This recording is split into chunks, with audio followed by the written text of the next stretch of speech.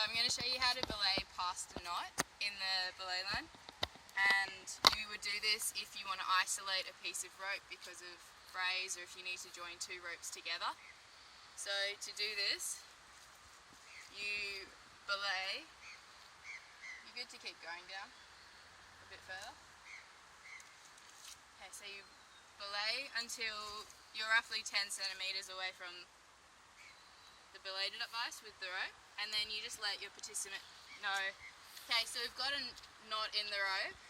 If you can keep your hand in the break position or do a leg wrap or something, because you might be there for a few minutes while I do this.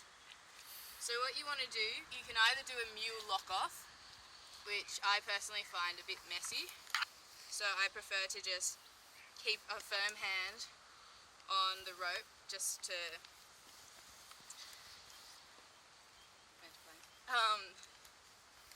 make sure they don't go any further down and that the knot won't get caught in there. So the first thing you do is you tie a catastrophe knot.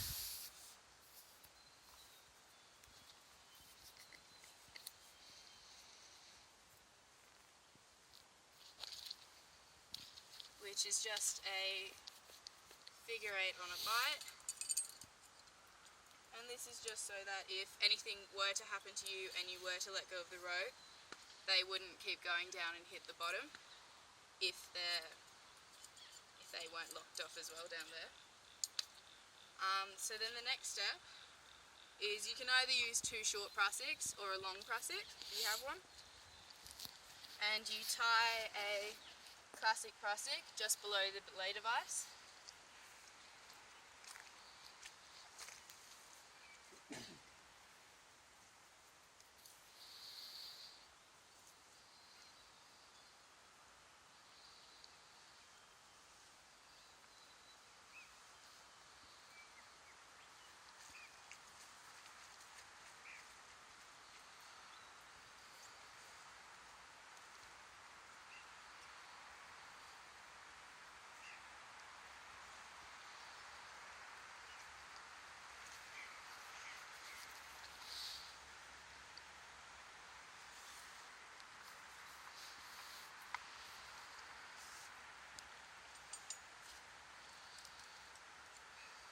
Then you get another beaner and you put it through that loop there.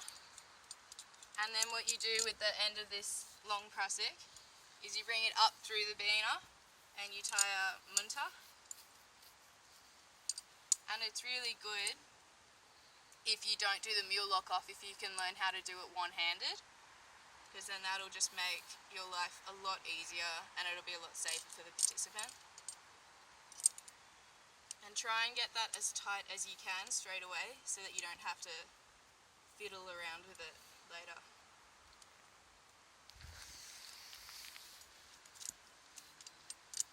And then you tie a mariner's, which is just wrapping the excess rope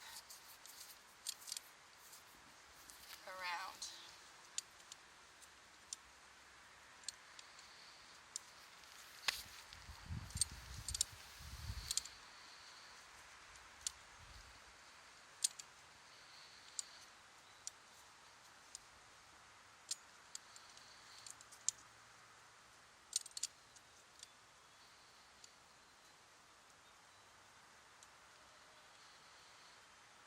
Just tuck the end through after you've done a minimum of 4 wraps. Okay, so then now you can load that up. So I'm just going to let a little bit more rope come through just to make sure that's nice and loaded.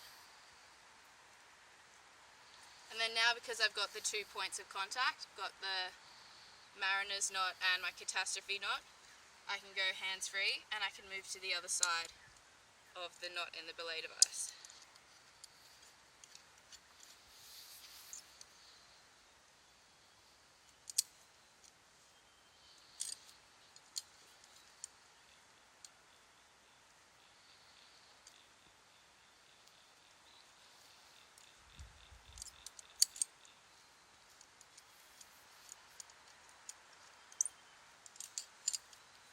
And again, you can choose to either do a mule lock off here or just make sure you have a firm hand on that at all times.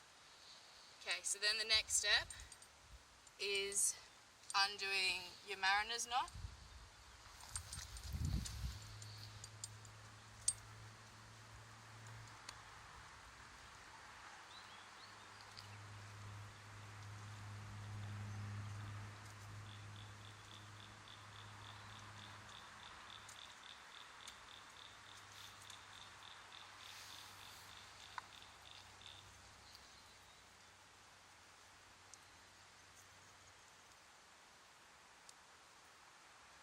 And just make sure you have a firm hand on this, because otherwise the munta, which is in the release position, will start to lower down before you might want it to.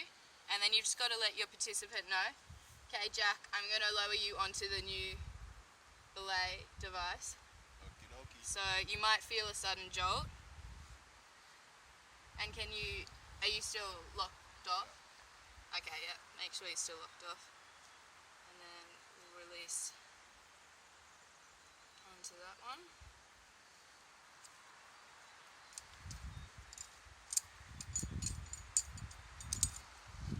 And then just retrieve your prosic and make sure you've got a firm hand on that at all times.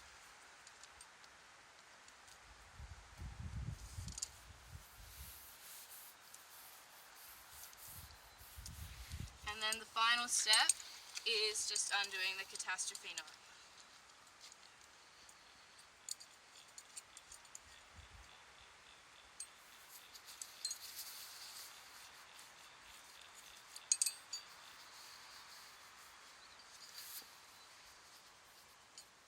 Okay, and then we're good to keep abseiling.